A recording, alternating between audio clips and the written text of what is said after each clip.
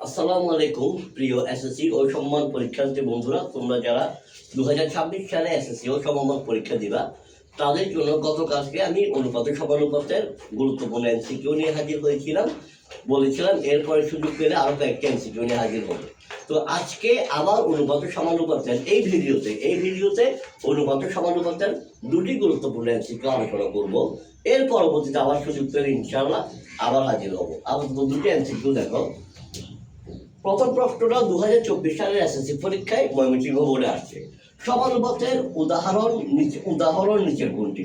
সমানুপাতের উদাহরণ নিচের কোনটি?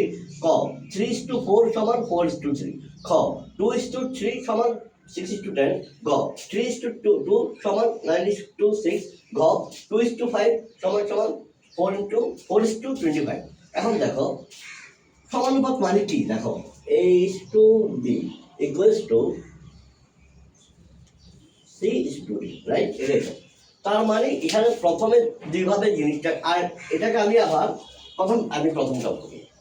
প্রথমে এই এমসিকিউ তুমি দুইভাবে সমাধান করতে পারো, দুইভাবে। হ্যাঁ, প্রথম সমাধানটা দেখো। এখানে এ আর বি এর অনুপাত যত হবে, সি আর ডি এর অনুপাত ততই হবে। অর্থাৎ এ আর বি এর অনুপাত যত হবে, সি আর ডি এর অনুপাত তত হবে।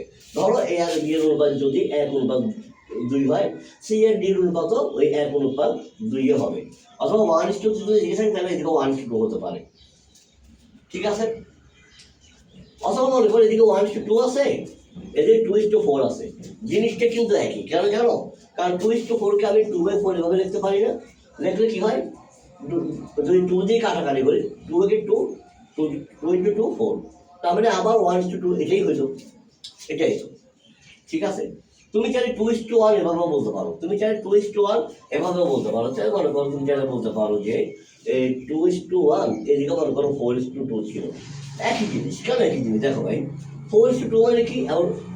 এভাবে বলো 2:1, একই জিনিস। অর্থাৎ প্রথম দুইটার অনুপাত যত, পরের দুইটার অনুপাত ততই হবে।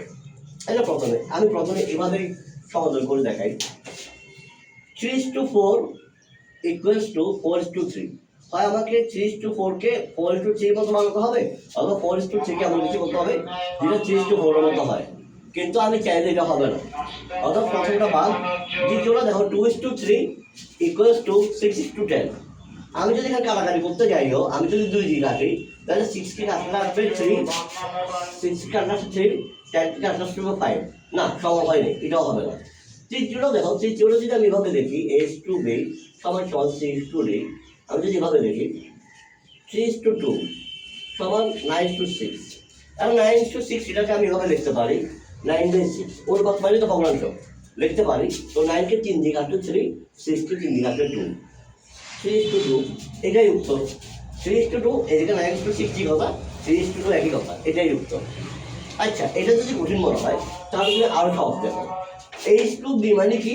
A/B, C/D মানে কি? C/D, AD equal BC। সমানুপাতের ক্ষেত্রে যদি গুণ করো, তাহলে প্রথম রাশি আর চতুর্থ রাশির গুণফল যত হবে, দ্বিতীয় রাশি আর তৃতীয় রাশির গুণফল তত হবে। প্রথম রাশি আর চতুর্থ রাশির গুণফল যত হবে, দ্বিতীয় রাশি আর তৃতীয় রাশির গুণফল তত হবে। এখন আমি দেখি তো, গুণ করে দেখি তো। যদি গুণ করে দেখি, আমি প্রথমটাকে গুণ করো, দেখো 3/4, 4/3, 3 3 9, 4 4 16, না হবে না, এটা বাদ। দ্বিতীয়টাকে গুণ করে দেখো 2/3 equal 6/10, 20 এদিকে হবে 18, না হবে না। তৃতীয়টা গুণ করে দেখো 3/2 মানে 3:2 equal 9:6, এটা যদি ভাঙাই 3/2 equal 9/6, 3 6 কত 18, 9 2 কত 18।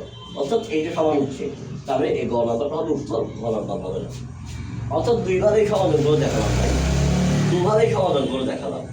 যেভাবে তোমার সহজ লাগে ভাই। পরীক্ষার হলে তো আমি তো তোমাকে বুঝিয়েছি, আমার সময় লাগছে বুঝিয়েছি। তুমি তো পরীক্ষা হলে কাউরে বুঝতে পারো, তুমি খুব কম সময় বুঝতে পারবা। এখন দেখো খ নাম্বারটা কি, 2 নাম্বারটা এমসিকিউটা কি? 2 নাম্বার এমসিকিউ হাতে এভাবে করতে পারবে, জাস্ট 15 সেকেন্ড সময় লাগবে। কি বলবে? 15 সেকেন্ড বেশি বলে যাচ্ছি। 5, 10, 8 এর চতুর্থ সমানুপাতিক কোনটি? 5, 10, 8 এর চতুর্থ সমানুপাতিক কোনটি? 2016 সালে প্রশ্নটা আসছে, 2016 সালে। দেখো চতুর্থ সমানুপাতিক মানে কি? সমানুপাতের চতুর্থ পদ, সমানুপাতের চতুর্থ পদ। তো আমি যদি একটু লিখি 5, 10, 18, সরি 8, তার মানে চতুর্থটা কত হবে? এটা জানতে চাইছি। তো তুমি পরীক্ষা হলে একটা কথা বলছিলাম না যে সমানুপাতের ক্ষেত্রে কি হবে? প্রথম রাশি গুণ চতুর্থ রাশি সমান সমান দ্বিতীয় রাশি গুণ তৃতীয় রাশি। এটাই তো। আমি প্রথম রাশির মান জানি কত? 5। চতুর্থ রাশির মান আমি জানি না, চতুর্থ রাশির মান আমি জানি না, ধরে নেব x, ধরে নেব কি x, ঠিক আছে, গুণ x।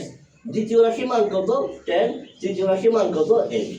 তাহলে এদিকে হবে 5 × x 5x, এদিকে হবে 80। 80 কে যদি x সমান সমান 80 কে যদি 5 দিয়ে ভাগ দাও তাহলে হবে 16। অর্থাৎ চতুর্থ সমানুপাতিক হবে 16। অপশন ঘ হবে উত্তর, অপশন ঘ হবে উত্তর। এখন পরীক্ষায় তুমি এটা সুন্দর করে কিভাবে করতে পারো? ধরো সংক্ষিপ্ততা আসছে কিংবা সৃজনশীল কথা আসছে, তুমি কিভাবে করবা? তুমি দিতে পারো, ধরি চতুর্থ সমানুপাতিক, চতুর্থ সমানুপাতিক তুমি তো মান জানো না, জানো না, সমান x, ঠিক আছে।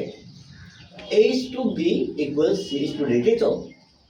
a/b সমান c/d, তার মানে এর মান কত? 5, b এর মান কত? 10, c এর মান কত? 8।